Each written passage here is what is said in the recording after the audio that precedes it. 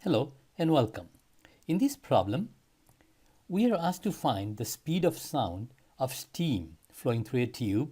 The conditions are given, and we have to use the PC model, which means that we cannot use simple gas dynamics formula for finding the velocity of sound. If steam could be treated as with the PG model, it's a simple formula to find the speed of sound. So we have to create a different strategy here to solve the problem.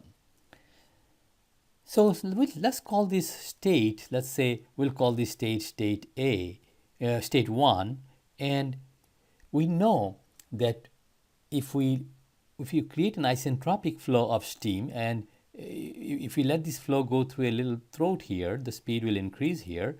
So if we keep calculating an isentropic flow, we call it state 2, we'll change it to state 3, change it to state 4 by increasing the speed here until we find that the area reaches a minimum. And that will be the throat area, because at that time the flow speed will reach the maximum, because the isentropic flow will demand that any velocity higher than speed of sound must happen in a diverging area. So it's difficult to explain by words, so let me go and solve the problem. We'll also assume a mass flow rate of 1 kg per second, because that doesn't really affect the speed of sound. So what I'm doing is that I've already solved the problem, so I'll just walk you through here. So we launched the single flow PC model, obviously, because we are using, we are considering steam as a mixture of water vapor and liquid. As you can see, we have a saturated mixture. So for state 1, the temperature is given, the quality is given, and we are assuming a mass flow rate of 1. In other words, we are just assuming an inlet area, an area of the tube, which was not given in the problem, which turns out to be 1.91 centimeters square. So now, for state 2, for all the following states we are going to calculate, we'll assume that the flow energy remain constant as the consequence of energy equation, and entropy remain constant because it's isentropic flow.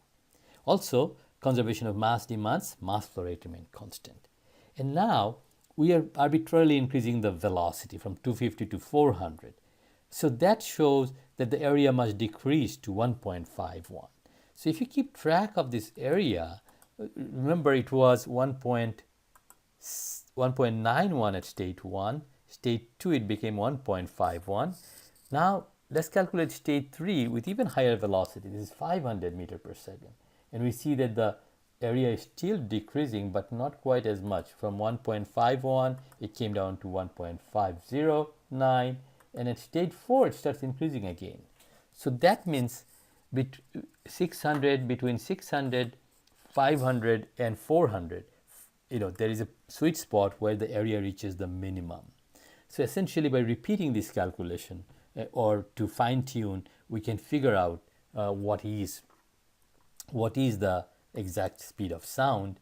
But obviously, it needs a lot of iteration, a lot of sifting through states so that we can pinpoint what area exactly is the throat area, is the critical area.